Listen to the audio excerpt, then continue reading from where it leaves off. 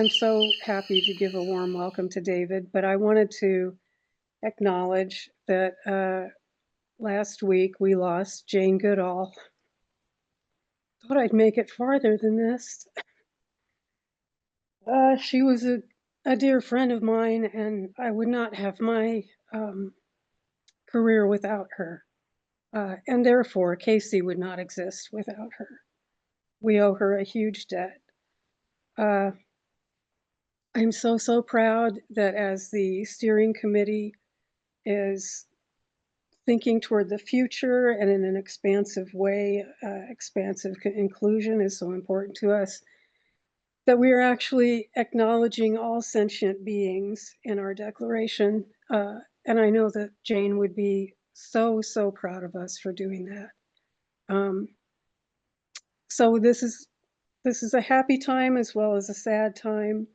And I'm so glad actually that David is the one doing this first presentation after this loss, because every time I've spoken with David, I feel so energized afterward, so happy, so ready to take on the world. So you were the perfect person, and I know you're a little nervous. I think everyone's always a little nervous, but you'll find that this is a very warm, welcoming, supportive group of people. So just a quick reminder, if you want us to read your comments in the chat, try to remember to put the word read right before. When we get to the Q&A, which will be after David's done talking, we'll raise our hands in the frame or use the icon at the bottom right. I think that's about it. David's built in some little breaks where people like me who have auditory processing challenges can catch up and be fully included. So with that, I'm so excited to turn it over to David. Hey, so grateful to be here. Let me share my screen. And I found Zoom has a new little trick I'm going to show you guys about. So if you want to learn about a new capability that Zoom has, here we go. Now, do you all see me in your lower left-hand side of the screen? Yes. I got a thumbs up. Cool. Oh, I got a buddy in here. My good friend lives down the freeway from me about 45 minutes. She's one of us, and she's also a relationship coach. Real great, she gave me a lot of great knowledge on attachment theory. So I better start so we don't run out of time. But I'm David Good.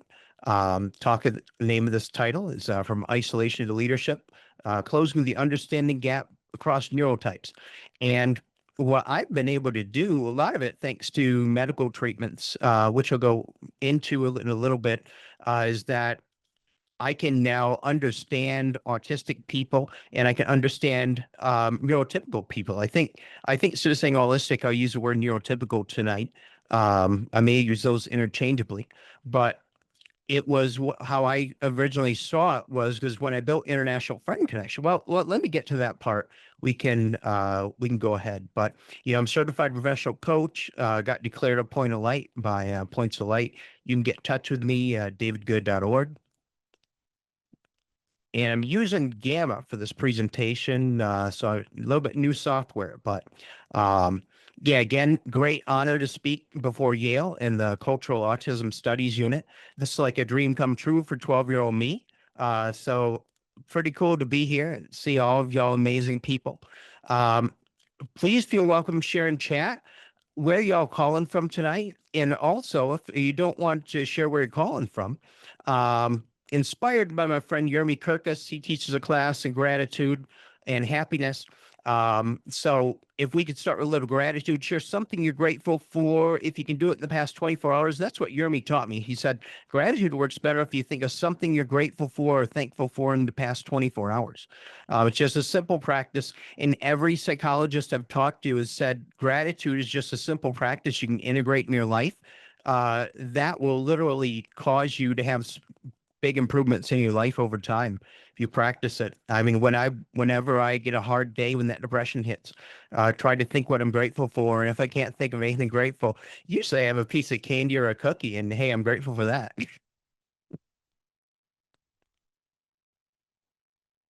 Let me pop up chat here a minute, see if we got anything in here. I want to give a shout out.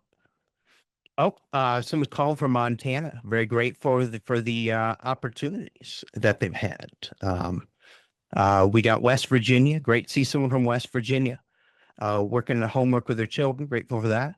And we got Kalamazoo right down the street. Trumbull, Connecticut. Someone's grateful for their dentist in North Carolina. Uh, from Michigan. Cool. Grateful for the internet enabling them to work at home. Cool. I'm going to go on to the next slide here and we can officially get started. Like I said, I got a couple little breaks built in for people who get overwhelmed, who need to catch up, and that's fine too. So a little bit about me. I was officially diagnosed autistic in 2022, hired neuropsychologist. There was like 3 days of testing, computerized an interview, and it was like weight of the world got lifted off my shoulders. So I knew I wasn't broken. I was just born different and meant for different things. So like grew up in a dairy farm. Farm work was not for me, especially having OCD, being a bit of a germaphobe. And so that was a bit rough, but I was great with computers and the internet, taught myself software development, building websites. Um, and so I got that diagnosis of autism. They said before they call me Asperger's, because I fit in the highly intelligent mode. Probably y'all grew up like me, pretty bullied. Maybe some of you were the really bright kid. But you kind of put your foot in your mouth when it comes to people, and then you'd be very confused as to their reactions to you. That was my experience totally. Um, got recognized, that photo there got recognized by President Biden for the work I did during COVID running International Friend Connection. And we founded that in 2014. Points of Light, President George H.W. Bush's foundation, declared me a point of light, permanent title I can use. Yes, International Friend Connection, we peaked at about 40,000 members, 50 global groups, virtual and in person. Um, Worked with 100 volunteers, and we've all did over 4,500 free events. Most of the free events were in Michigan. Virtual events were around the world. I personally hosted over 2,100 free events since 2014. I had been featured on ABC, NBC, Fox, and CBS. I'm a certified professional coach, but I love to train and mentor leaders and run the International Friend Connection. Next year, I'm going to see if we can become a fiscally sponsored project of like a nonprofit so that we can raise funds and I can do this full time. I created something called the Friend Magnet Framework, which was my own framework for human connection. So I could figure people out and figure out how to connect with people and make friends. Involved with the Octopus Movement think tank as Chief of Global Affairs. They're a nonlinear think tank in Europe. And forthcoming, I'll probably do a lecture on my YouTube channel in a good week and a half called Bedridden to the Boardroom, my story of how I ended up in like endless days of just horrible migraines, chronic pain, from going from there to speaking in boardrooms in New York City. And got another thing I'm working on called the Framework for Good, which is kind of strategy for mission-based organizations. I kind of saw the inside story of how one company made a 7x exit in 3 years. And so I come up with a framework so smaller organizations can integrate values and mission into their business at every level. It's a simple framework. So I'm looking forward to doing that talk and maybe putting that into a book as well. So yeah, one of my core philosophies, and that's me and my buddy David Siegel, ex-CEO of Meetup there. Now he's involved in some really cool stuff like international peace initiatives and things like that. Yeah, so one thing, we did a talk a while back together in the International Friend Connection group, and it's like what I've realized over the years, friendship is the number one skill that you can have, and you'll see why I call it a skill. And it's like a superpower because the more people you know, the more people that know, like, and trust you, um, it unlocks more opportunities and more luck in life. And the core philosophy is that I believe so. My thing was I was software developer, computer guy. I got hurt by people all my life. You know, you're made to feel broken growing up. Probably if you give me a W in chat if you were made to feel broken like you were growing up too. I bet a lot of people in here did. And it's not fun to grow up as a kid like that. You think like you don't belong, that you're broken. Um, and so I learned software development, but my brain always told me, I remember my brother, he went through Dale Carnegie course and gave me the book, How to Win Friends and Influence People. And I read it, but I'm like, oh, I could never do this stuff. That's what it was in 2013 or something like that. I'm like, that's why a computer guy, because people do not make sense. I just can't make sense of them. But then when you have that all taken away, you kind of got to pivot. Some people say I'm the king of pivoting because I've had everything in life taken away so many times. And I pivoted to go on to do other things, which a lot of people said that's amazing, but you know, the alternative of not pivoting is a lot worse. And oh, so I'm going to have pictures of my buddies in here from meetup people I know because people always say it was a local owner of a local West MI social club group that I can go to and not have to run, which is amazing. But she says, "Oh, your best energy is when you talk about the people you know and your friends." So I always get a big smile on my face. So this is beginnings. I'm going to start 2011. Had a bad relapse in depression. You know, it was due to my cats dying. I was so attached to those cats. Those are my only safe beings in the whole world. And you know, you lose that. I'd always had depression. Um, Eventually ended up getting treatment resistant depression, but you know, finally, and I was mad at having this other relapse. So I went to Psychology Today, did the therapist search, and I had gone through a little bit of acceptance commitment therapy because I have chronic migraine. And so there was a migraine clinic who had me meet with a therapist that did acceptance commitment therapy, and that changed my life.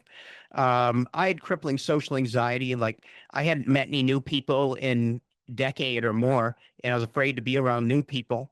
I had like one best friend. We'd been friends since elementary school. You know, his life was changing, having kids, getting married, so he can't hang out as much before.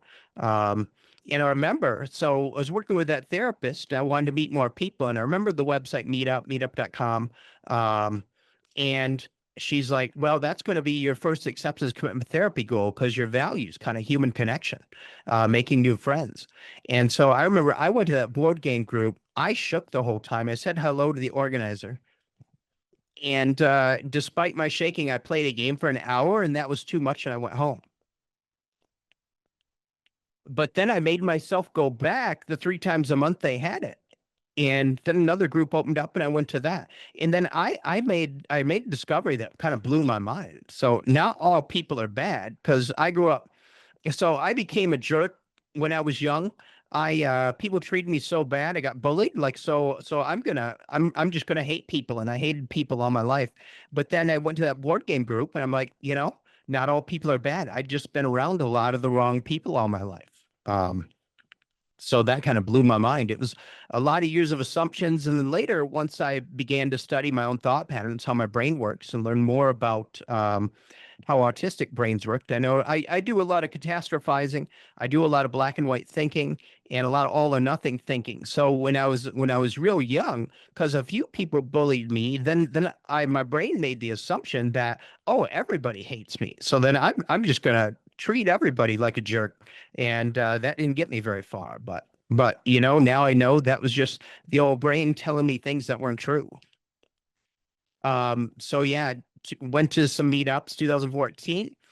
First found my first group, West Michigan Geeks, and same thing happened again. I jokingly tell people I did it at a Panera Bread close to my house. So if nobody showed up, I wouldn't have too far to go home and cry. I'm joking about well, I'm only about 80% joking about that, but yeah, remember people showed up. We had like 8 people show up. And then I was super quiet. I could like maybe say hi to people, and that was it. Um, and I just shook the whole time, but people had a good time. And then at the end, they turned to me and they said, "Oh, this was great. When are we gonna do this again?" And then my brain's like, "Oh no, we gotta do this again." So I kept doing twice a month, and then pretty soon I was doing it once a week. And then other people would come and they're like, "Oh, can we help out?" And So I had to step up and do leadership, but I never thought I could even start a group. I debated taking over a group that was going to go out of business or get deleted. And the day I decided to take it over, it got deleted. So I'm like, oh no, I have to start my own. And that was West Michigan Geeks. Um, so a year later, that summer, I felt a deep sense of loneliness all my life. And I sat back that year and some peculiar came to my mind. I'm like, those deep thoughts and feelings of loneliness, they had diminished, practically almost gone away for the first time in my life.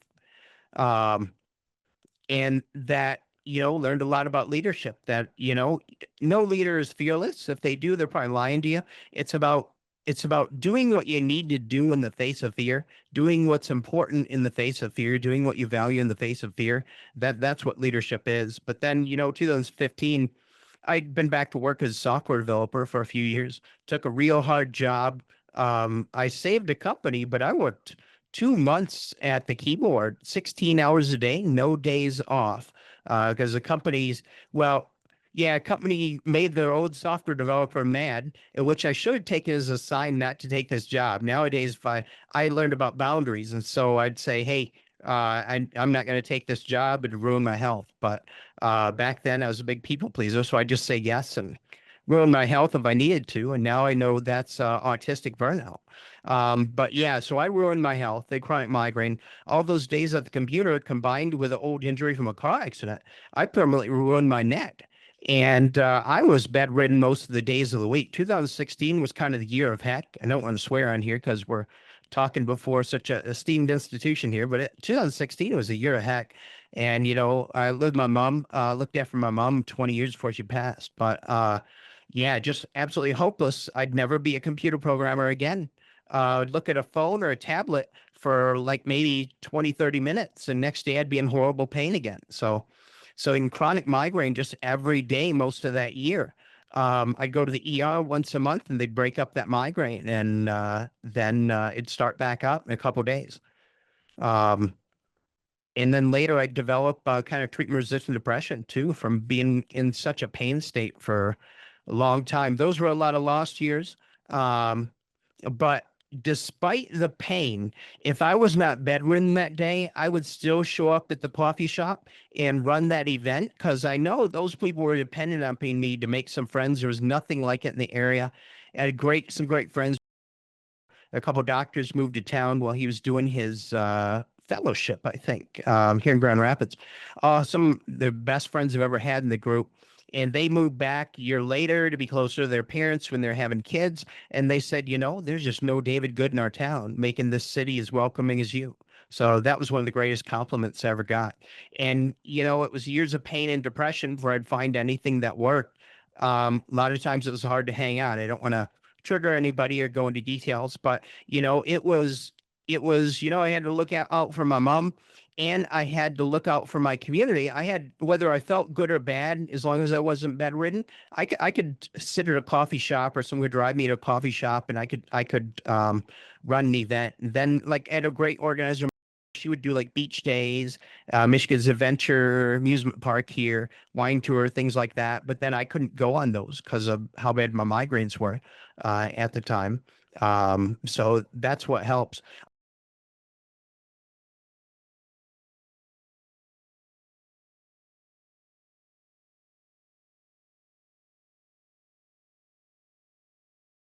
I'm a big fan of dealing with reality as it is instead of how I want it to be.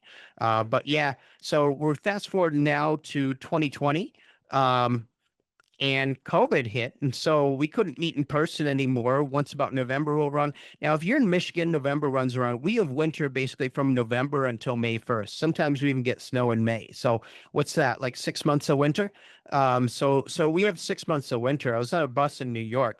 And if I talk a bit too fast, give me a little signal to slow down. But kind of was in a bus on my way to New York last year. I stay in Jersey, and the bus driver asked me where I was from. I said, Michigan. He's like, oh, Michigan, why you want to live there? When one winter stops, another one starts right back up. So funny guy. He gets some real funny bus drivers in New York. But so 2020, it was November. I'm like, how am I going to survive this COVID crisis with my depression, not being able to get together with people? Um, So launched a third meetup group because with the plan you could have three groups. Launched third one originally was called Let's End Loneliness because I'm real passionate about the social isolation, loneliness problem that we're facing. Um, and then people started showing up. And then eventually we added more. I bought another account, added more groups. We had like 4 international friend connection groups, like 6 groups we put the meetings in, and we get like 100 people a night, and it was a lot of sad stories. People in these large cities, they wouldn't see people for weeks. They'd be like, "We're locked in our apartments, not seeing people for weeks. We get the groceries delivered." It was such a cruel isolation for people. People with no history of mental illness were on their last legs, and when they found my meetings, I get a lot of emails like thank God for these meetings because like this is just so hard. Like some people didn't even want to be around anymore because of the isolation. But every night they could call in and see some friendly faces, and we had some ground rules that this is going to be an oasis from the outside world. We're not going to be mean. No one's going to be mean to anybody. We're not going to talk about anything controversial. It's just let's take our nervous systems from up here and kind of get them down to here for a while and keep each other company so that we can all get through this. And then eventually expanded to 50 chapters, virtual and in person, 40,000 members. Oh, 22, my mom passed away. I looked out for her for 20 years, gave up a lot of things, relationships, some career stuff. Look out for my mom's, and that was worst thing I ever gone through. But I was able to, and I gave this. You can go on the YouTube channel and you see get that at davidgood.org. But um, yeah, so that was pretty rough, but I was able to throw a lot of group members into a chat, and I said, "Hey, I never asked you guys for anything." And like by then we'd been doing meetups, 8 years or so. Never asked you guys for anything for 8 years, but I can't be alone right now. And for the first 6 weeks after she passed, every weekend a friend stayed with me, and every night friends would come over after work, different friends. And so after that, I knew this was my life's mission that everybody would have those kind of connections. Um, and then, so our current mission, we're not doing the online stuff anymore. And I'd like to get it going in the future, but we want to build more local chapters. Like we have one, we're opening up in Sarasota. I got a guy in Japan waiting to train him and open up Fukuoka, smaller city over there. I got a guy waiting in Singapore. Um, so once we figure out how to fund the organization next year, after I get a lot of this stuff I need to get out of my head, my book and my frameworks, then we're going to fund I want to figure out how to fund the organization so we can build these local communities because people like us deserve to have a safe place to make friends or recover from social anxiety. And it works so great every time. I mean, I have people like in one of the virtual meetings had a guy like us would come. He was terrified to be on camera. He couldn't speak on camera, but after a month or two, he could come on camera and he would play the table topics game with us and answer every single question. So I love seeing people's progress like that. I love seeing people who they're like shaking when they come, and after a couple months, you may see them smile and laugh, and it's making that psychologically safe place. So yeah, that's our current mission. And every time stuff's been taken away from me, I've learned to pivot. And again, I wouldn't be able to do that if I didn't learn acceptance commitment therapy. So okay, this I would say this is almost one of the most important things I've ever learned in my life. And I came up with it and put it into a little framework that you can start improving your life tomorrow. Little thing I call the no fail formula. And this came from my organizer, Dale, who helped me with the International Friend Connection virtual groups. He was retired leadership at Intel and IBM. And we had a little crisis where I was beating myself up for I felt I was being a bad leader. But part of it was my people pleasing ways caused a crisis in the group. I left people in the group that should not have been in the group. So I wanted to try to make everybody happy. And I learned, if you don't have boundaries, those innocent people that need to be protective that want to use the group as a recovery space, then they can't do that. So we had a crisis and I was beating myself up. He's like, I got to have a talk with you. And I'm going to tell you about something I learned at learned at IBM and Intel when we were trained, and I came up with the no-fail formula based upon what he taught me. So when you make a mistake, when you try anything, there's three outcomes. You can either win, where everything goes right and you do what you want to do. You can lose where you make mistakes, things go wrong. And then he introduced me to a third thing called the learn.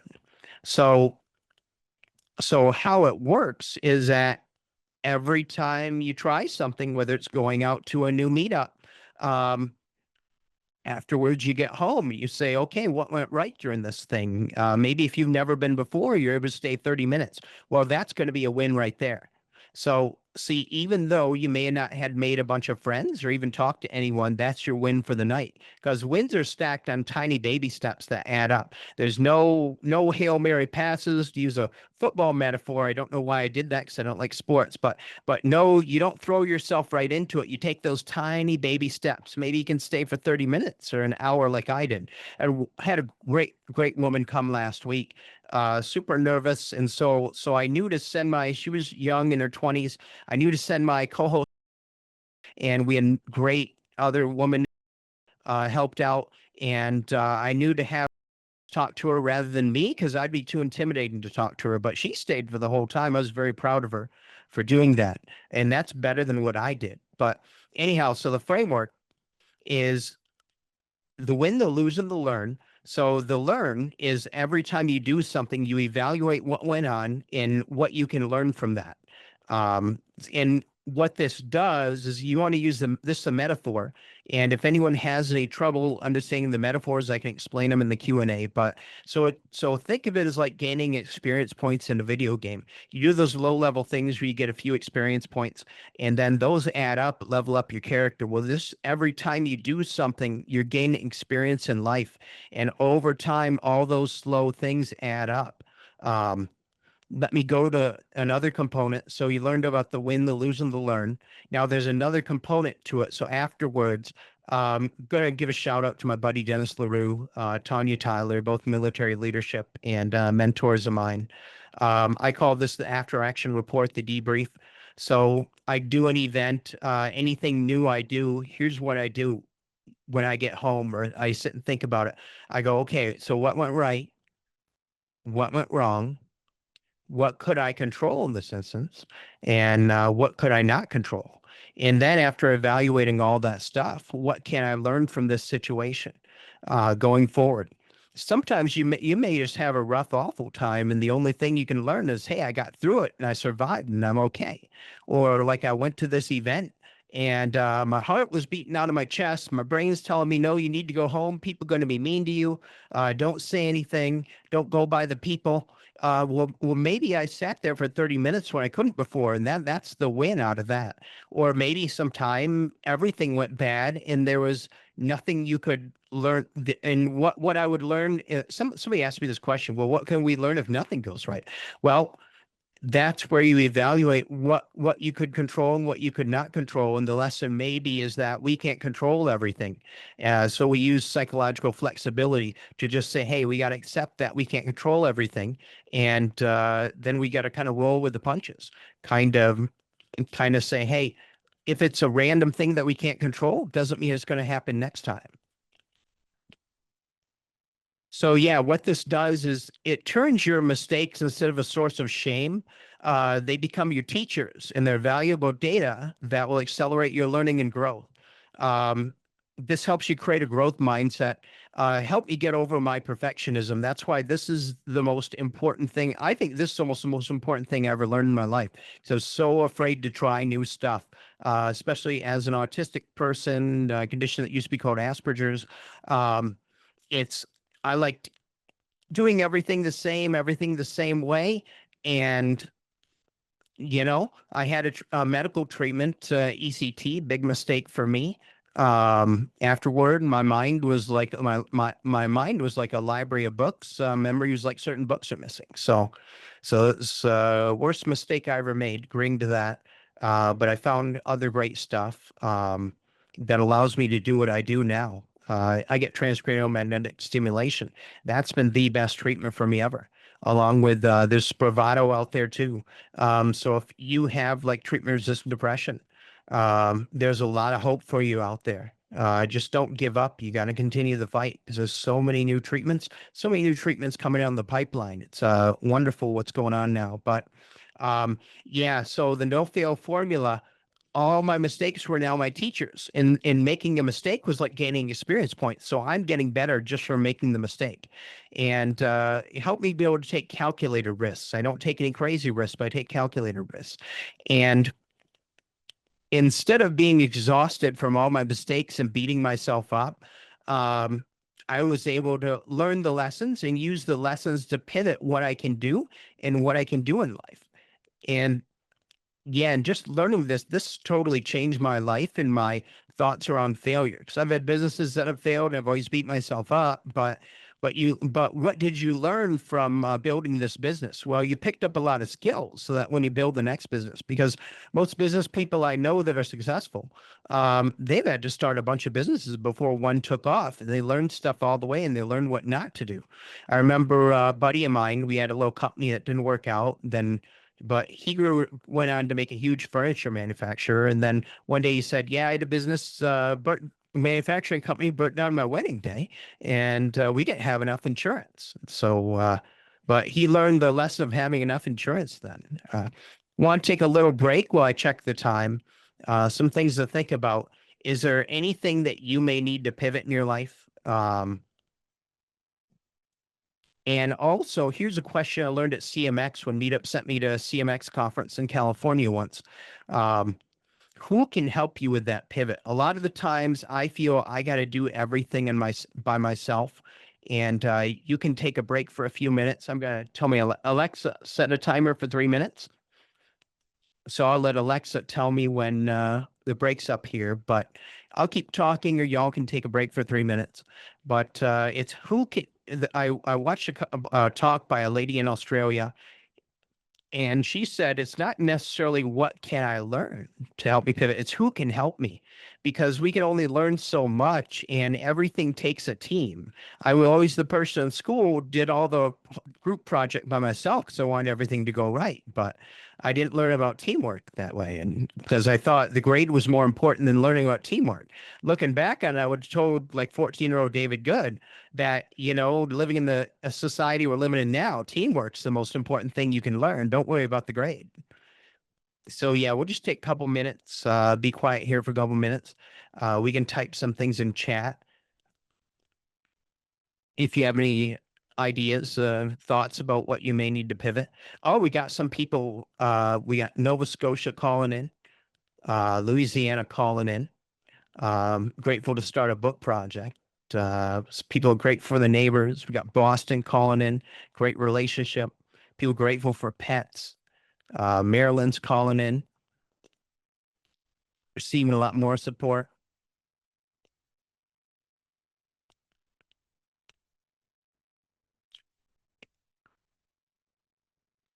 Oh yeah, we're going to talk about masking coming up in a little bit. I'm just catching up with the chat here.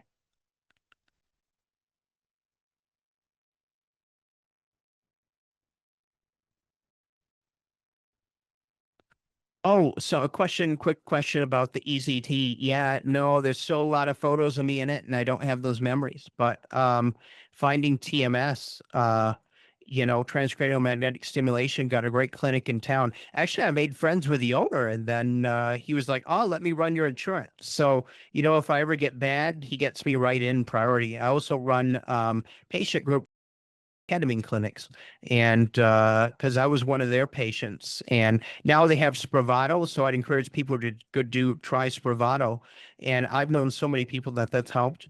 um but yeah, no, never fully recovered from ECT, but what TMS did, it's restored my ability to learn. Before I found TMS in 23, I was very hopeless being able to learn new things, because like after ECT, I would read a paragraph or a chapter of a book and not remember what I read, and I'd just want to cry, because before that, I could read a thick book in a few days.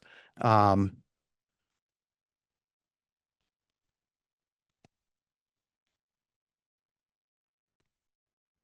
got a couple minutes here. We can rest. Otherwise, if people got a question for me.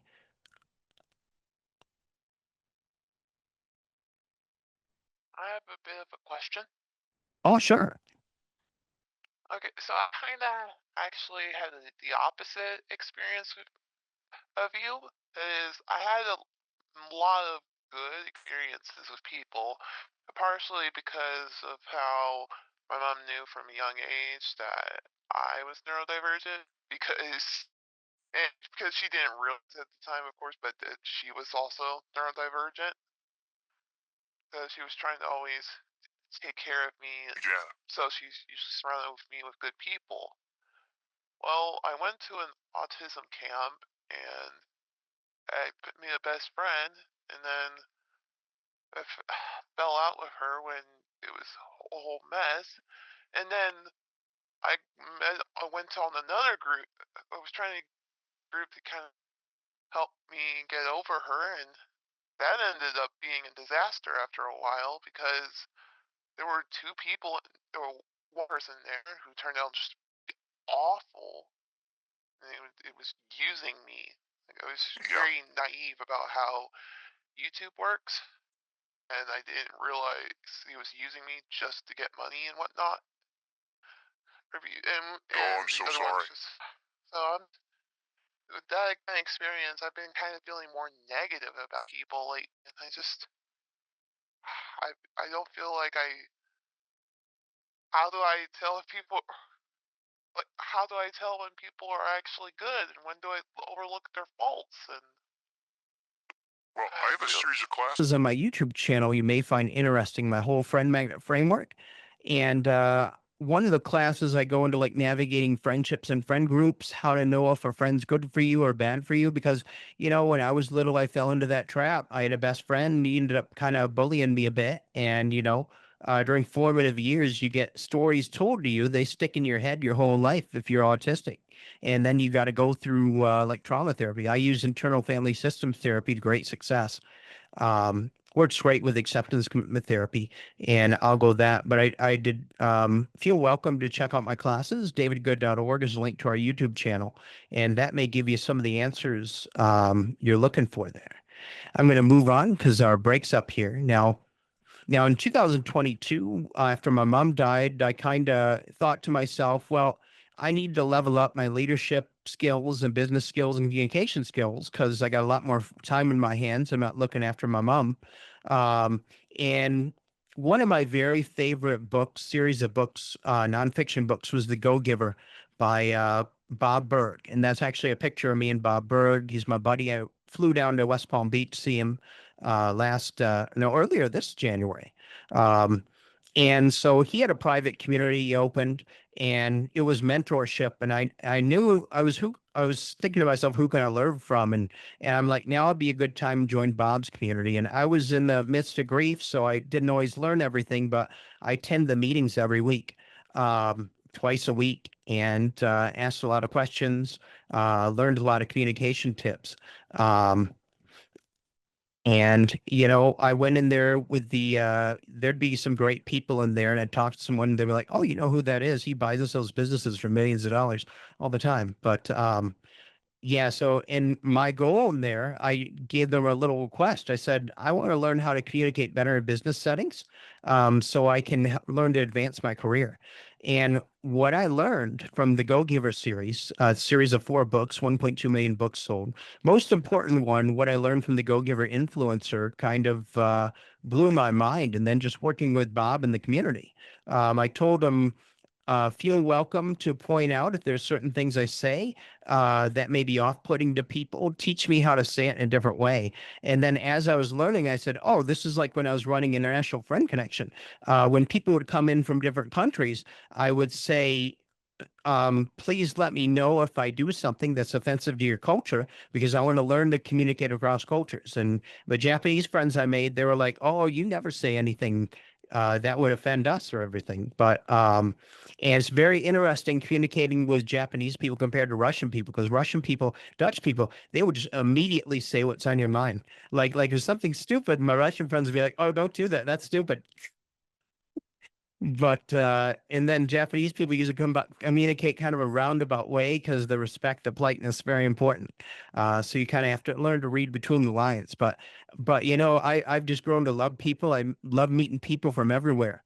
and seeing what people have to teach me. But now I'm going to give you the big breakthrough that I found out, because me as software developer, logical thinker, base everything on logic. But then later I kind of examined my own thoughts. I'm like, maybe I am more feelings based than I thought. I was on a lot of meds that blocked out my feelings before finding like TMS and other treatments.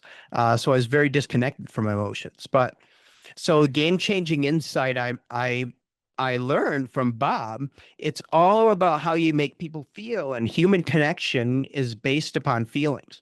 And there's three things for people to basically go get your influencers about how to make your opinions matter to people.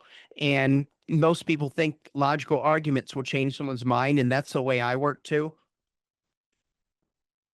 But really, feelings change people's minds and cause influence. And influence happens very slowly over a long period of time. People have to like you, know you, and trust you. And I talk about that and how to do that in one of my classes.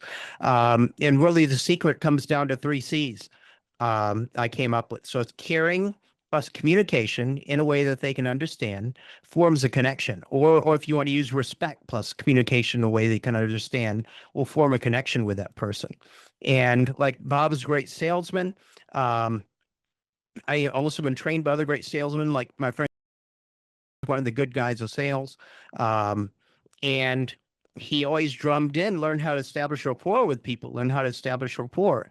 And you can make a connection with someone very quickly by kind of doing the opposite of what most people do, without masking too.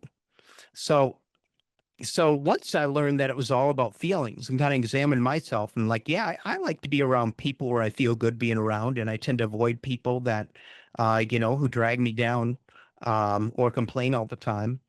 But so some insights. So Bob kind of came up with the concept of feel good questions. He may have a trademark on that. So I'm kind of using that with permission there. But so here's what I teach my organizers to do and my hosts to do. So when we get someone new to the group, we want to find some things about for them and we want to make a connection for them. So what I teach them to do, ask a feel good question like one of these 3. What have you been doing for fun lately? If they don't have any answers for that, then so like, oh, this is a great question for autistic people, because what have you found interesting lately? You get them talking about their special interests, then you gotta do some active listening for maybe 10, 15 minutes. While in just enjoy listening to them learning about what they're talking to. But everybody likes talking about fun things they do. Everybody likes talking about things that they enjoy, and get them talking about that and doing active listening. You just see a little smile come to their face. Or anything you're looking forward to. That's a great question. But we want to, it's what I found to be an interesting person. It's more important to be interested in other people. That was a key. And once I started speaking less about myself, and at first I was like, oh, I'm feeling kind of left out, or is this masking or whatever? And I'll talk about that in a little bit. But then I found I really enjoyed listening to people. But first, before I could do that, I have a mindset class called Friend Magnet Mindset class on YouTube. I do a lot of things. I had a lot of like, I didn't like people, had a lot of hate in my heart, very judgmental. I had to become a non-judgmental person. And what was interesting, I found judgment was a two double-edged sword. I was raised kind of in a judgmental household.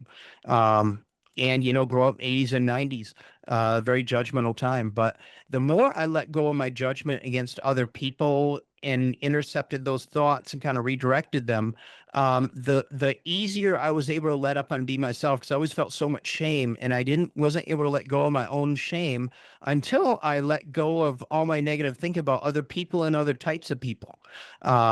So what I get my organizers to do for new people, just ask them a feel-good question, do some active listening, which is like pay attention. There's a phrase in one of the Go Giver books that Bob and John David Mann came up with. It's called listen with the back of your neck. It's a metaphor, of course, but yeah, and active listening involves like a lot of things. So there's one tool that's great for people with ADHD when it comes to active listening, because I'll be listening to something, my mind will wander, but every so often I use a tool called paraphrasing, and that lets someone know that I'm listening to them, which also lets someone know that they're important to me and that I care about them.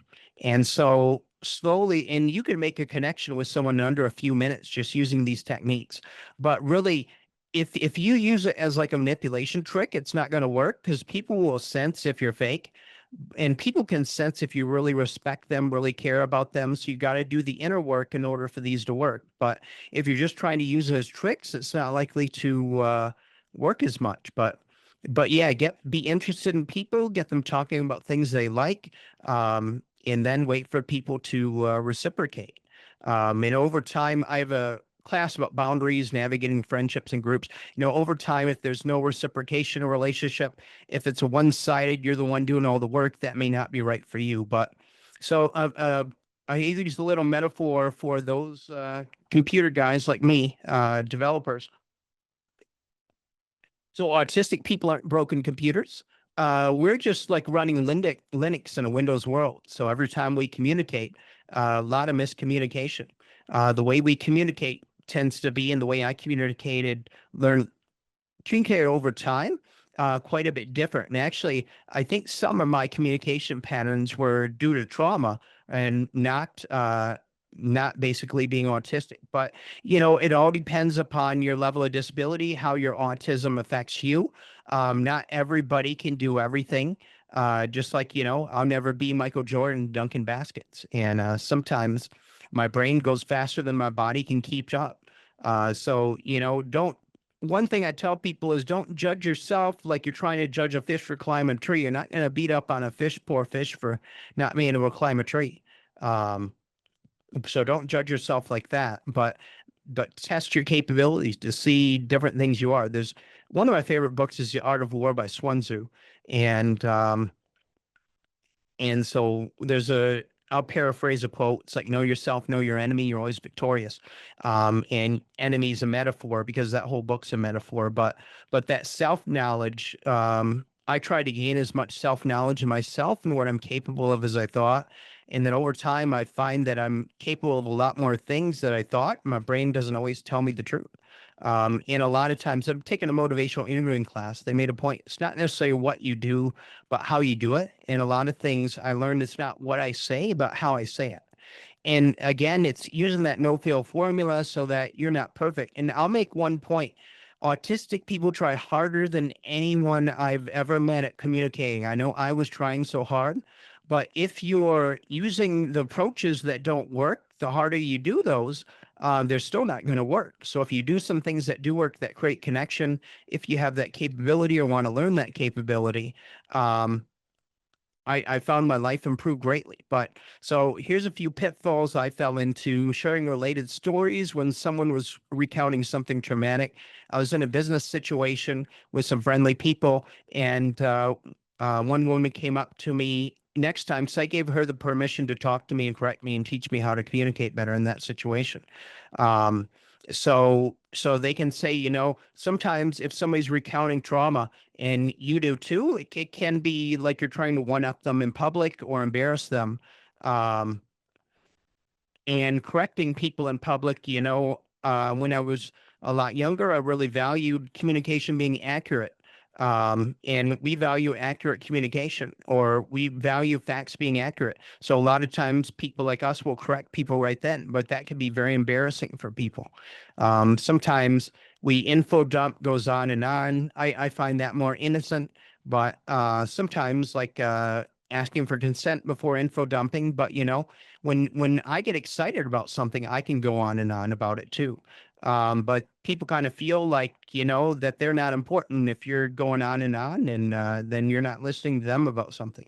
Sometimes a very direct communication, and I would even have other autistic people correct me sometimes with this, like be like, dude, wow, that's pretty harsh, or some of the things that would come out of my mouth.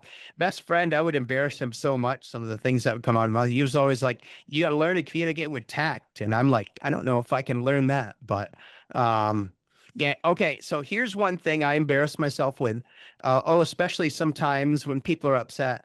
So I will try arguing facts when they're upset and they're upset about something. And in that moment, what I learned was I need to empathize with that person. in that emotional moment and wait for the emotions to calm down before I may start talking about facts or truth or logic, something that, because I may say all the things this person, oh, it doesn't make logical sense why you feel that way. But in the moment, that person doesn't care about logic. The feelings are taking control. And if you invalidate someone, you don't empathize with someone, that just makes the situation worse. So sometimes you can diffuse a situation with a little bit of empathy. But here's a big surprise. I meet so many neurotypical people. They do all the things we do too. But we seem to get criticized the most for it. So I'm still trying to figure that out. And like I said, communication, I learned it's a skill that I could study. Like I went from not believing it at all that I could do this to practicing.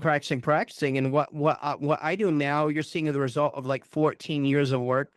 So again, if you just want to start learning this stuff, or if you try it and you do a lot of reps on it, you practice it for a year and you can't learn, don't beat yourself up, because I've been doing this practicing for 14 years and I'm still not perfect. And you don't have to be a perfect communicator. Even doing some of this stuff part of the time can make a connection with someone. And like in the heat of the moment, sometimes being right matters less than the other person being heard. Um, I remember I watched a show, I think it was Dr. Phil or whatever. He always say, would you rather be right or be happy? And I guess now that I learned how to connect with people, I'm prefer to be happy rather than being right all the time. But I had to learn to let that go. I think part of that was trauma for me, because people didn't take me seriously, because my ideas would be, I would see connections between different things that would fit together other people couldn't. That's a systems level thinking ability. A lot of y'all may have that. And I could pick up patterns other people couldn't. So they'd be like, oh, that's silly. So I think partially why I learned to talk on and on was because that was kind of, I felt like no one would listen to me. But then if no one would listen to me, and then I would talk on and on, that would make them listen to me less. So it was kind of a vicious cycle.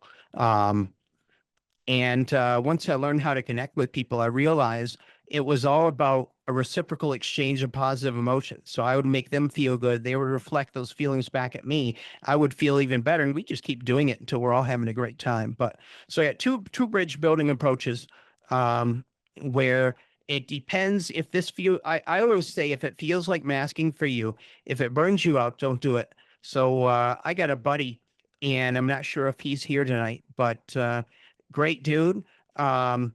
They're pretty amazing. I mean, their brain runs circles around mine. They can read a thick book and answer questions out of it in like an hour. Um, but very sensitive brain. Someone I admire very great, my buddy Anshar Seraphim. And what he taught me is good to do. Like if you can't do a lot of the other stuff, disclose difference in communication styles right up front. So maybe introduce yourself like, hey, I'm autistic, or and like I'm autistic, so I tend to communicate a bit differently. I can be very direct. Sometimes I'll go on and on. And what he'll do is he'll give people a signal to do if he's been going on and on, or if they've been going on and on for a long time, like say, raise a finger. And I know to kind of tone it down. Maybe you got a question for me or something like that. But he discloses communication differences before, right when he meets someone usually. Whereas a lot of times I like to ask someone to feel good, give them a smile, ask them a feel good question, do some active listening, get them talking about things they like. And then maybe after that, then I would kind of disclose about my autism or condition that used to be called Asperger's. What you use whichever is best for you. And, a lot of this is a lot of gray areas. It's not black and white. Our brain loves to do that all or nothing thinking, loves to do that black and white thinking. And I had to learn about gray areas. And I think thanks to a lot of medical treatments, like I used to could not understand poetry, but this year I can like read poetry and interpret it. And that just blew my mind. And I can like understand shades of gray and things, because I was that black and white thinking logical computer programmer. When I was young, people would always say, so David Good, he tells the absolute truth no matter what it is. And everything's either absolutely right or absolutely wrong. But yeah, these are a couple little tools I teach my organizers. We can see how we're doing in time, but I'll go to another break here in a second. So yeah, what I found, like, masking, pretending to be someone you're not at all, that just wastes my energy. I'm an ambivert. I go for a big crowd of people, like 100 people, 2 or 3 hours at most. Then I got to recharge. A recharge best one-on-one with someone or with a couple friends. Um, but I see a lot of people when I was misunderstood and I didn't have better communication skills. I was absolutely miserable. I hated people and I thought all people were mean and things like that. Um, and I felt that cost me a lot more energy than learning how to communicate better and building bridges. So I see all this math is exact, it's metaphorical. So I see up front, if I build a bridge with someone, that's costing me less energy in the long term. Um, because I establish a good connection with them and then I can disclose about my differences and we can understand each other. But um, I've gone into autistic burnout too, and that's real rough. I did earlier this year. And when I have strong emotions, like, I'll fall into a lot of old habits and like that habit of arguing logic when someone's upset. But yeah, I found that building bridges with people works better than just masking 100% and trying to be someone I'm not. And like probably a lot of y'all, I grew up watching a lot of TV, movies. I devoured science fiction books, and so we tried. We think we learn about human interaction from those things, and then we try it in the real world. And what works in TV and movies and books doesn't really work in the real world. And a lot of bad behavior of neurotypical people that we see, it's a case of kind of use another metaphor, squeaky wheel getting the grease. So it's like the bad behavior gets elevated in society. So we think that's the way to act. But really, um, I think kindness wins in the long run, being interested in people and things like that. I think that's what makes someone a good friend. Really, I wrote something down a while back and what being a good friend comes down to. Um, Oops, I don't have that note in there, but really, so most people are jealous of other people. Most people don't encourage other people. And most people like try to one up on people and things like that. But if you come into someone's life and you're not a jealous person at all, when they something goes good for them, if you're the first person to congratulate with them and celebrate that win with them, if they're going through a bad time, if you're an encouraging person, I mean, just those few things will set you apart from every other person because that is so rare. I'll let me go on to the next yeah, talked about that. So building bridges versus masking, kind of like intercultural communication. Like when I speak with someone a different background, I don't speak with my Japanese friends the same way as my Russian and Dutch friends. I'm very much more direct with them. Um, and it's a balance. We got to be authentically who we are, but we also want to be understood the best. So you've got to try. The only way to try it is in the real world. And if it works for you in the real world, I always say anything I teach, try it in the real world, test it out over and over again. If it works for you, great, do it. If not, then maybe you need to learn from somebody else or learn something different. But because I have so many friends and genuine connections in my life, it's life's just so much more great. But here's some practical things that if you can do these, if these are masking for you, I can encourage you not to do it. But maybe over time, I've found I can shift my behavior a little bit. When I want to share a related story, so instead of doing that in public when someone's recounting trauma, afterwards, I will go to them and ask permission to share a story, like say, hey, I've been through something too. Can I tell you about it? Correction. Like instead of doing it in public at a meeting in front of people, I will go back and ask them chat privately and say, hey, here's where I think you may have been wrong. And then before going on and on, I haven't found I've been able to do this. I get excited and I would just talk and talk. So a skill I would like to learn is act and set before doing that. And then learning tact and communicate with tact and empathy, like they say in the Go Giver Influencer. You can say the truth, but just modify the words and still get your point across. And sometimes communicating a bit more tactfully will help you to be understood a bit better. But the key thing is preserving who you are and preserving your authenticity. And what I've found, the more I've learned communication skills and taken interpersonal communication classes, the more I can be me and show the world who I am and who I really am deep down. So yeah, some quick insights. Oh, a little story, and then we'll see how we're doing on time. Oh, we got some awesome people here. Yeah, my nephew's Professor Middle. She's amazing. I always say she is amazing. She's one of my organizers.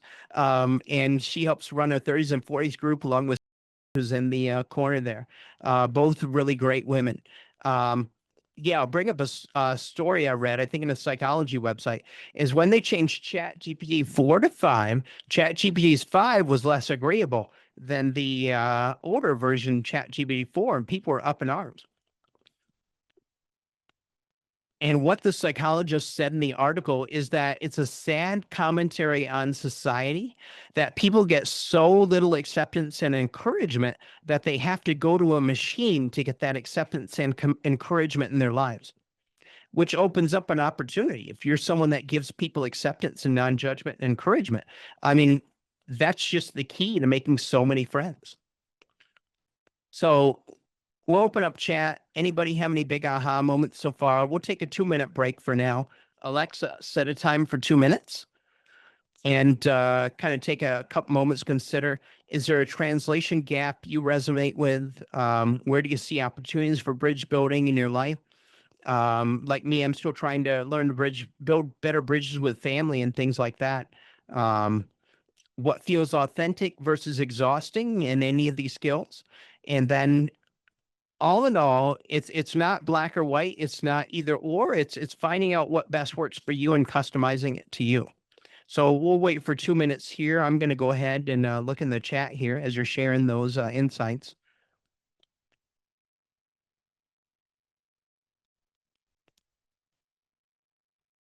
Oh, somebody thought one of my examples was funny. That's great.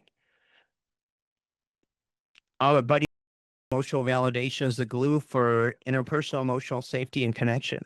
Great. Yeah, a lot of great comments here.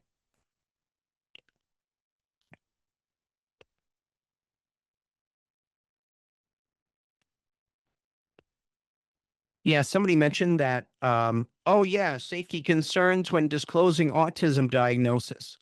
You know, yeah, I talk with a lot of people. They're afraid to disclose at work. Because they're afraid of losing their jobs. And that I would say I would consult with someone that knows about that before you would do it. So maybe there's an HR expert you could consult with that's not in your company. Say, hey, what are the benefits if I do? Then I get accommodations, but will that affect promotions or other things? But I mean, I've known people who are in their jobs and they're just so burnt out and miserable that they really, if they're rock bottom, they got nothing to lose. But I would say consult with an expert that knows about that thing before you make that decision. I have not been in that situation. So Alexa, stop. Sorry about that. I'd tell that Alexa to stop. But yeah, I have not been in that situation there. So I would say consult with someone else on that. I'm not the guy to ask, but so I think now what I want to do, I'm going to check the time here a second. Oh, we're at 8. If we got another 10 minutes. Well, actually, what we'll do if we can do another 10 minutes, otherwise, if we have to go now, that's okay too. David, Yeah. we usually have a hard stop at Okay. 1.5 hours. So 1.5 hours, however you want to use that is. Oh, Is okay, that cool. I wasn't sure if okay? we just had an hour or hour and a half, but I think we'll Yeah, do all this. inclusive. Yeah. Yeah, Go we'll ahead. do this and then we'll go into Q&A. And then I'm going to give you the links to these slides so you can download it. I have some things about acceptance commitment therapy, which is an awesome therapy system. I'll just say real quick, it's designed to help you build courage and do the things that you thought you couldn't do, and have a more functional life. Because I was like afraid of going anywhere for getting a migraine, and then my life just exploded after working with a therapist that did acceptance commitment therapy. And what it does essentially says that, accept what's going on with you internally, the uncomfortableness, and then let's take tiny steps toward a more rich and meaningful life, as Dr. Russ Harris says. But right now, I want to do it for 10 minutes, and then we'll go into Q&A. Let's consider this a mini think tank. Let's brainstorm, because we got a lot of great minds here tonight. How can we make those positive emotional connection with people while staying authentically ourselves? Want to focus on building bridges, not like that we have to be fixed, because as autistic people, we have a lot of valuable things, and the way we think is very valuable to society. So we want to be authentically ourselves, but also we want to focus, because what communication skills allow us to do, it allows us to get what we need from society. It allows us to communicate our needs, and influence and persuasion skills will allow us to get what we need from society and from people, and more supports. I've been able to get a lot more understanding from people using some positive communication skills. So what I'd like to do, I'm going to set a timer for 10 minutes. Alexa, set a timer for 10 minutes. And let's do some brainstorming in chat, or people can come on microphone and share some things if you're comfortable with that. I have a quick question. Sure. I think I wrote it earlier in the comments, but how do we distinguish between a healthy fear, knowing our limits, and what's really going to challenge us in good ways? Yeah, and that is an excellent question.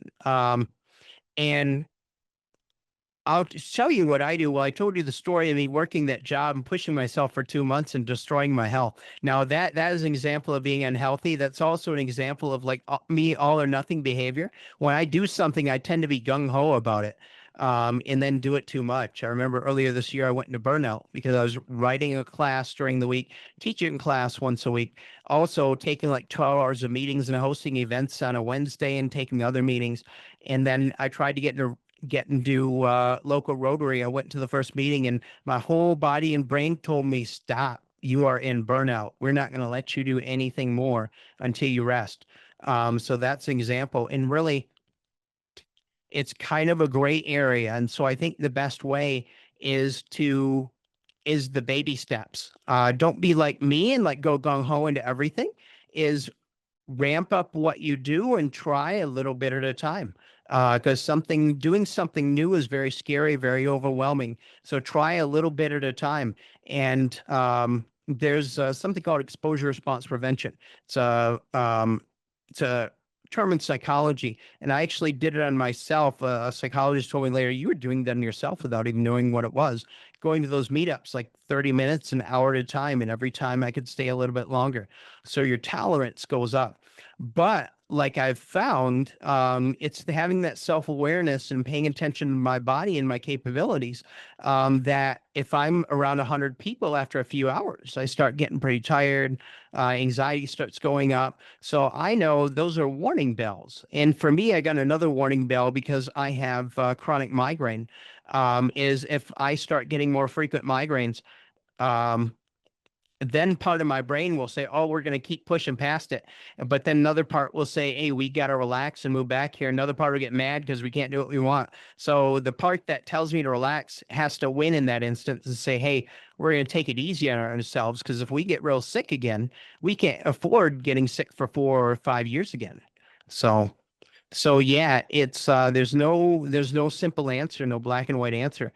It's just that self-awareness, that self-knowledge, whatever kind of testing you can do to get that self-knowledge, and then it's testing your capabilities a little bit at a time.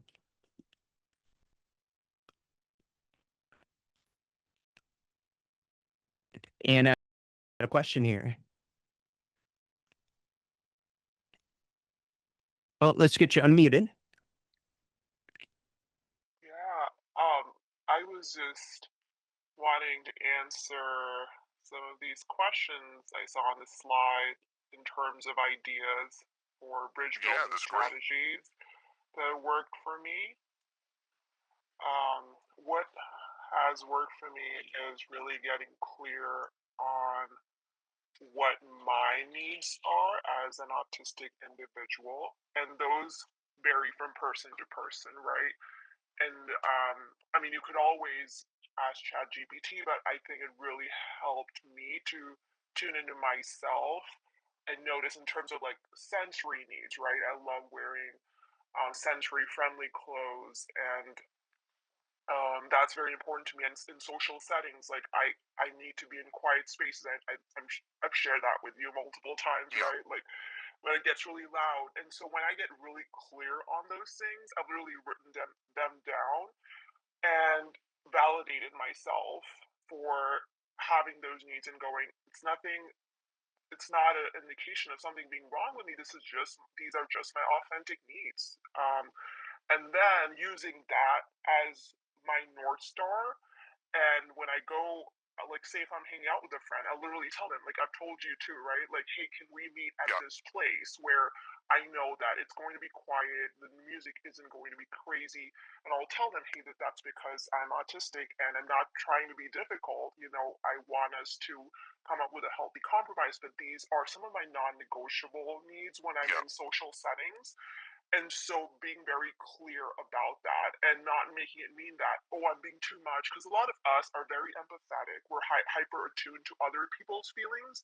And we want to be liked because we grew up being the outcast, right? But this takes courage. Like this exercise that I've been working on is like, I have to be so firm on what my needs are and going, okay, some people are going to be okay with that and some people aren't. And the right people are going to want to be with me and meet me in those kinds of ways and meet my needs. So it's just something that I do that I wanted to share. Yeah, that's great. Thank you very much. Like, I go to events, we see each other at events, we're going to look out for each other because if she gets overwhelmed, then I make sure she's doing okay and she'll look out for me too. But that's why once you learn how to make friendships, it's pretty amazing. And one thing, she likes fuzzy blankets. I do not like fuzzy. They drive me crazy, man. They drive me crazy. Fuzzy blankets. I like blankets that are not fuzzy. I think that's one of the things that drives me crazy about the most. Um, that's one sensory thing I can't. But reading some other comments here. Someone says they're working on engaging people around their strengths and needs explicitly. Goal of building a culture around honoring strengths and accommodating each other's needs and hoping for reciprocity. Um, Working on that. Oh, that reminds me something. Thanks. I got a message with someone need to slow down a bit. I tend to talk fast, but let's see. Oh, the reciprocity. That's something I learned in Professor Adam Grant's book, Give and Take.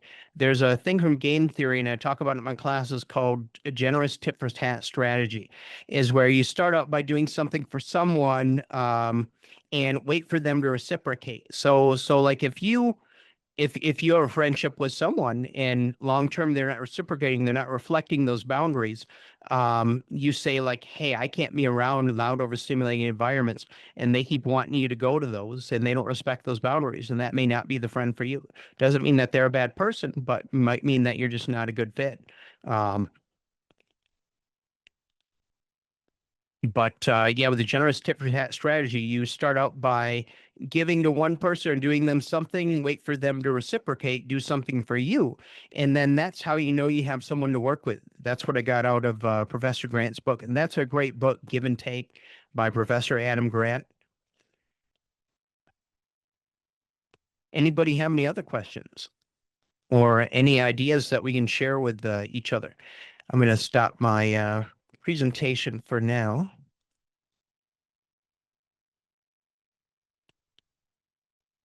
Earlier, you were talking about accepting things as they are. And I think I left a comment about a little bit about the idea of sexism inherent in corporate America. And Yeah. so how do we navigate that in such a way that, yes, you have to accept how things are in the moment, but you also have to be constantly making the world a better place and a fairer place and instilling justice in those processes. Yeah, that's a very good point. So in acceptance commitment therapy, which I don't think we'll have time to get to, but the acceptance part is about accepting your internal reality, accepting that, we're not going to always feel perfect, but that we can take tiny steps toward a rich and meaningful life. Now, Stoic philosophy is kind of like accepting external reality as it is, and then I do that a lot. And then I think, how can I be like water? How can I move around it? How can I use my abilities to move around it? But if I accepted that, there was no place for me in Grand Rapids, and that's how it's always going to be, I would have never created that first meetup group. So I think what acceptance of things that we can't control is useful to us so that we don't get overwhelmed. And then we take those steps to improve our society, improve our communities. I don't think acceptance of reality means that we can't take steps to improve things. It's just saying, hey, this is reality. I have to deal with it. How can we get around it or make things better?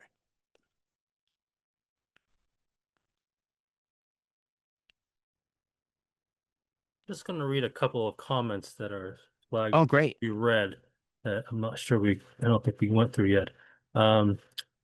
First one is self-validation is very important because then we can feel solid in who we are and have less nervousness in socializing and forming friendships with others.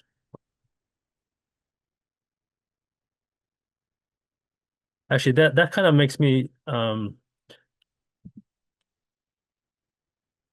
reminds me of a concept of masking that I've heard folks discuss in the past in this group, and that is, the idea that masking is, like something like a tool that you can choose when you want to use it and when you want to turn it off. And does masking at all, if you're masking, does it matter what the intent or whether you're sort of voluntarily masking or you feel that you're forced to mask, if that impacts, your sense of preserving authenticity or not? Because I could see it as if someone's being forced to mask all the time and they feel they have no choice but to keep on masking, then that feels very stressful and coercive. And I could see someone's sort of integrity feeling compromised. But I think in this comment, if you have if you're very self-validated, then does that give you sort of more bandwidth to choose when you mask? But also, like, when you're doing that, you don't feel that you're compromising yourself, because how you feel about yourself is not necessarily dictated by whether you're masking or not, because you control the masking. Yeah, it's a lot of gray area, depending upon one person's capabilities. I was like inspired by my buddy when I first met him. I wasn't as skilled a communicator, even though I had been studying it. One of the things he taught me was he was able to choose his special interests to be like neuroscience and psychology and communication, so he could figure out people. And that was an interesting concept. And I was like, could I enjoy something like that too? So it led me really to deep dive into it and practice it. And now I see it as kind of fun seeing who I can connect with, who I can learn from. So I'm getting enjoyment out of the process. Kind of all depend. It's a gray area. All depends your capabilities. All depends on what you enjoy. I know there's autistic people who they enjoy being alone, and that's perfectly fine too. That they have zero negative side effects from being alone. Not everybody needs to be with people. Whereas I have a deep craving for connection, human connection, and being with people. Just want to let people know, and then I'll get to question. So I put a couple links in chat. The first one is to view the Gamma presentation, and the second one is to download a PDF from my Google Drive so that y'all can read it offline. And there's some extra info about acceptance commitment therapy and how I use those tools in leadership, which is interesting. And I wanted to go to, we had a question. Yes, I was just going to add to the previous statement that Casey Zoom was reading. One of the things that I use to kind of differentiate is, as an autistic person who works with a lot of neurodivergent folks in therapy, um, I talk about a lot, like kind of knowing your audience, that I can be authentic to who I am.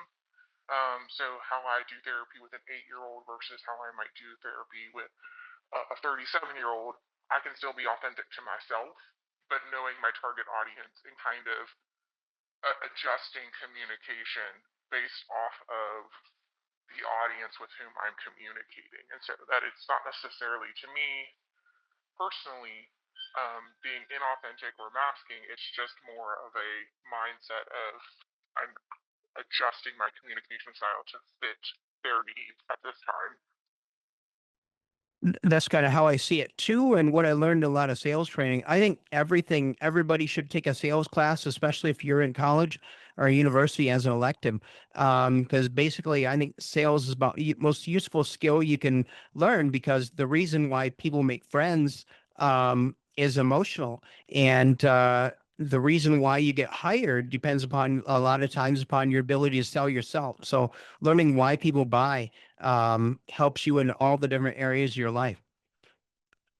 And at a comment, my friend said, question that helps is the way I'm showing up driven by fear that may be masking, fear of being disliked, rejected, or truth? If it's driven by truth, it might not be masking.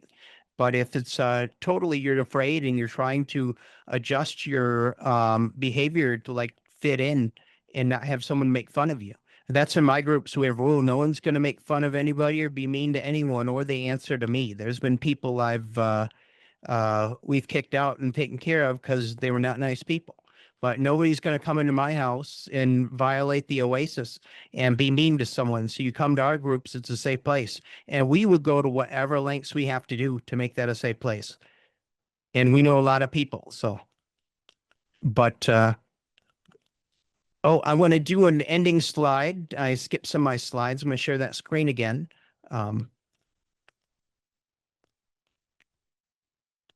Because, oh, I want to give a shout out. My buddy calling in. He's going to be working with our Sarasota group. My buddy called in tonight. Great to see him. Heading off Broadway show, and it's about kind of being autistic and mental health and OCD. Really great show. I flew down to Sarasota to see it, and hopefully I get to fly down to Sarasota, see him this winter. He flew up to see me in Michigan, and we had a great time. We had a whole big breakfast of pancakes. We drove an hour to Rosie Mounds Park and ran up and down sand dunes and stuff. About did in the end. But hey, we got through it. We did it, and we survived. So let me get that last slide here for you, and then we can do some more Q&A. So pop this up here. Full screen. It's interesting when you're real nervous, even simple things become difficult. But yeah, just great big thank you. Oh, we got some great, awesome people in this picture. I'll tell you about them in a minute. But big thank you, Yale Cultural Autism Studies Unit. Like, this is a bucket list, a dream opportunity. And, reach out to me via my personal website. We got links to our meetup organization. All our meetups were in person, both sides of Michigan. Soon we'll be in Fukuoka, Japan, working on the Sarasota group. That'll be soon. And feel welcome to reach out if you're booking me for a speaking or training engagement. I just want to also give a shout out to Sheldon Clubhouse, part of Clubhouse International. What they do is this Clubhouse International, 500 around the world. And I go to Sheldon because anyone with a severe mental illness can go there during the day, and it helps them recover. What it does is it drastically reduces hospitalizations. So I was in Lansing with a team. We were meeting with legislators saying, if you fund Clubhouse with Medicaid dollars, we will save Medicaid a boatload of money. Same with private insurance companies too. And it's such a wonderful place. Like, a lot of these people would be going to the hospital a lot if they didn't have Sheldon Clubhouse, but it gives them a community. For those, they help run the clubhouse. For those that are able to go to work, they get them job trainings, get them back into jobs. And ours even has a service where they will go with a member to their doctor appointment if they can't understand it, their doctor, or communicate as well, or remember things. But yeah, just to shout out some of the great. Oh, we got a lot of this is one of our latest photos. This is at Cafe Bobo. We've been there every Friday since 2016, minus COVID. But my buddy giving a big cheer there, and we got a lot of great people in there. My buddy and all that. But yeah, I put a lot of photos of great people in here just because I see people I know get a big smile on my face, the nerves help go away. Anybody got any other questions? We got 5 minutes. Real grateful that they gave us an extra 30 minutes here. There is a comment that's like to be read that seems like it's related to the mental health bit. Says you touched on something that neurodivergent and neurotypicals do, and I'm wondering if you can say anything about the propensity of neurotypical therapists or counselors to, quote, normalize, unquote, quote, what I'm experiencing. I felt that it disregards that what I've gone through is not, quote, typical, unquote, but maybe I'm misunderstanding what normalizing is meant to do. Oh, I can talk about that too. So for me, normalizing, if it's done right, and y'all can feel welcome to correct me, but is for me, like if somebody I'm working with one of my leaders, oh hey, shout out. Great. Thanks for the thank you.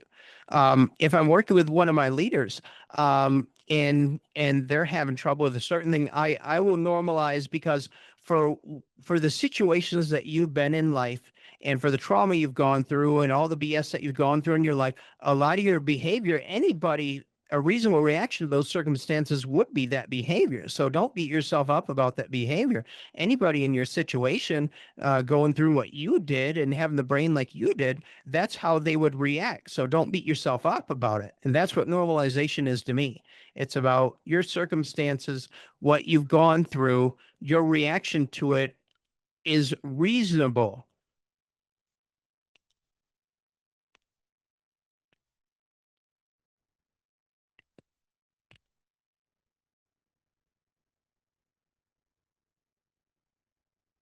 Anybody else have any other questions? Got a couple minutes left. Again, so grateful for this time tonight. Hopefully I've did your group a little bit of justice and given you all some good information, things to think about. This is a set of points and information that we rarely get here. Really interesting, generates a lot of questions. Yeah, really happy to have a completely different point of view than we usually get. Yeah, my pleasure. I actually quit college to be a software developer because I was tired. I was going for e-commerce, and I won't say which university, but the department head didn't know a thing about it, and I had been doing it for years already. So she would have me teach the class instead of her.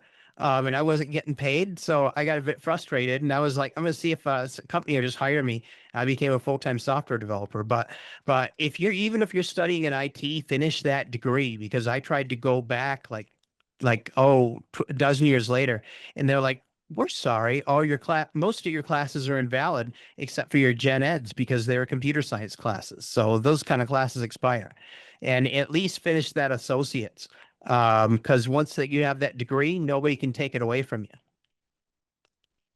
I had a really non-traditional educational path myself, and I love it when autistic people are so passionate that they find a way no matter what. That's something I really love about our community.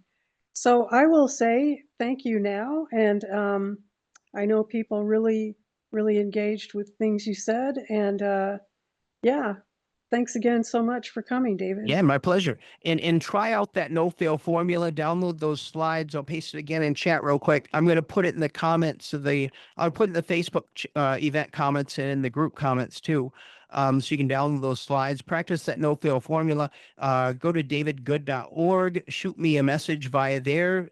Let me know how it's working with you. If you're having trouble with it, shoot me a message too. I'll help you with it. But yeah, that's the most that I would say that resulted in the greatest improvement in my life once I was taught that. Because now I'm not afraid I don't beat myself up. I don't feel shame over mistakes or things going wrong. But thank Great. you so Thanks so much. I much. think we're good here. Yeah, everybody look at our Facebook page and the web page to see things coming up. We've got more amazing speakers right on the horizon. So we'll see you all very soon. Hey, we'll see y'all later. Have an awesome night.